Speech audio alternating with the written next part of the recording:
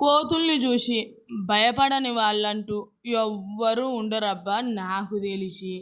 ఇక కోతుల ముచ్చట ఇప్పుడు నేనెందుకు చెప్తున్నా అంటే, మేడ మీద బట్టలు ఆరేసినబ్బా నేను. ఇక ఆరేసిన బట్టలు తీసుకురావాలని అలా మేడ మీదకి వెళ్ళి వస్తుంటే మా ఎదురు బిల్డింగ్లో కోతి పడ్డదబ్బా నాకు. ఇక అట్లా కోతిని చూసిన నాకు మస్తు భయమైందబ్బా. ఇక మ్యాటర్ ఏంటంటే, ఎప్పుడు గడియ పెట్టే పైకి బట్టల తీసుకొద్దామని పోతాను నేను. ఇక మా ఫ్రెండ్ వచ్చింది ఇవాళ.